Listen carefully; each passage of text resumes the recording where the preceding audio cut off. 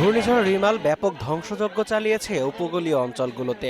প্রাণ কেড়ে নিয়েছে বাংলাদেশ ও ভারতের ১৬ জনের। বাংলাদেশে মৃত্যু হয়েছে নারীসহ ১০ জনের। সরকারের পক্ষ থেকেই জানানো হয়েছে, ঘূর্ণিঝড় রিমালের তাণ্ডবে উপকূল জুড়ে ১.৫ লাখ ঘরবাড়ি বিধ্বস্ত হয়েছে। এর মধ্যে ৩৫,০০০-এর বেশি ঘরবাড়ি পুরোপুরি বিধ্বস্ত হয়েছে এবং ১,১৫,০০০-এর বেশি ঘরবাড়ি আংশিক বিধ্বস্ত হয়েছে।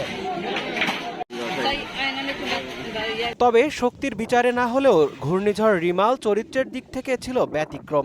ধীর গতিতে এটির স্থলভাগে এগিয়ে আসাকে স্বাভাবিক মনে করছেন না বিশেষজ্ঞরা। তারা বলছেন, বায়ুমণ্ডলের তাপমাত্রা বৃদ্ধি ও জলবায়ু পরিবর্তনের কারণে সাম্প্রতিক সময়ে ঘূর্ণিঝড়গুলোর গতি কমে যাচ্ছে, আর এতে আরও বেশি শক্তি সঞ্চয় করে উপকূলে আঘাত হানছে ঘূর্ণিঝড়। তারা আরও বলেছেন, ভবিষ্যতে বঙ্গোপসাগরে সৃষ্টি হওয়া ঘূর্ণিঝড়গুলো বেশি শক্তিশালী হবে ও সেগুলোর ক্ষতিকর প্রভাবও অনেক বেশি হওয়ার শঙ্কা রয়েছে।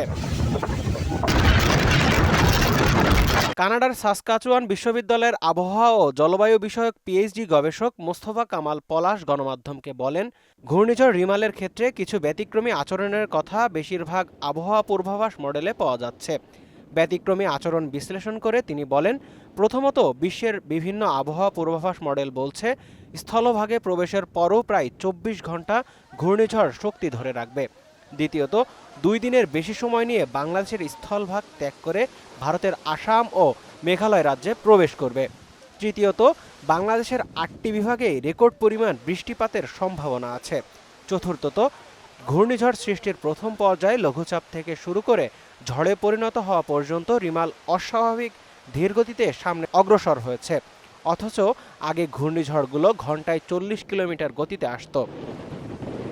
ওয়ালটন ফ্রিজ কিনে অনেকের মতো আপনিও হয়ে যেতে পারেন মিলেনিয়াল। সেরা পণ্যের সেরা অফার।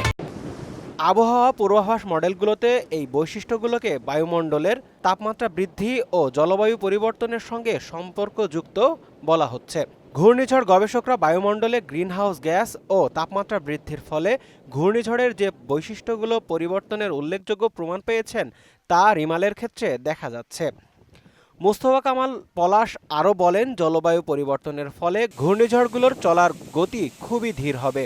আমেরিকার জাতীয় আবহাওয়া সংস্থার বিজ্ঞানী জেমস কিনো ১৯৪৯ থেকে ২০১৬ সাল পর্যন্ত বিভিন্ন ঘূর্ণিঝড়ের তথ্য বিশ্লেষণ করে প্রমাণ পেয়েছেন যে ঘূর্ণিঝড়ের চলার গতিবেগ গড়ে প্রায় ১০% কমে গেছে। ঘূর্ণিঝড় স্থলভাগে প্রবেশের পরে চলার গতি ২০% কমেছে বিশ্বব্যাপী। চলার গতি কমে যাওয়ায় সমুদ্রের উপরে অবস্থান করার সময় অনেক বেশি পরিমাণে মেঘের সৃষ্টি করছে। স্থলভাগে পৌঁছানোর পরে সেই অতিরিক্ত মেঘ থেকে অতিরিক্ত পরিমাণে বৃষ্টিপাত ঘটাচ্ছে। বিশ্বের অন্যতম প্রধান ঘূর্ণিঝড় গবেষক আমেরিকার এমআইটির ক্যারি ইমানুয়েল পরিচালিত ঘূর্ণিঝড় বিষয়ক অন্য গবেষণা থেকে দেখা গেছে, জলবায়ু পরিবর্তনের ফলে ঘূর্ণিঝড়ের চলার গতিবেগ কমে যাওয়ায় সাম্প্রতিককালের ঝড়গুলোর প্রভাবে অনেক বেশি পরিমাণে বৃষ্টিপাত হচ্ছে।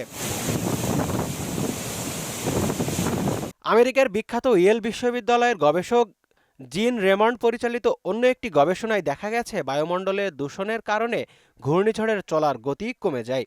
আমেরিকার মহাকাশ গবেষণা সংস্থা নাসায় কর্মরত বাংলাদেশি বিজ্ঞানী ফাহাদ আল আবদুল্লার গবেষণায় বলা হয়েছে, ভবিষ্যতে বঙ্গোপসাগরে সৃষ্টি হওয়া ঘূর্ণিঝড়গুলো বেশি শক্তিশালী হবে। সেগুলোর ক্ষতিকর প্রভাব অনেক বেশি হওয়ার আশঙ্কা রয়েছে। সাইমন মুবিন পল্লব, মোহনা ডিজিটাল।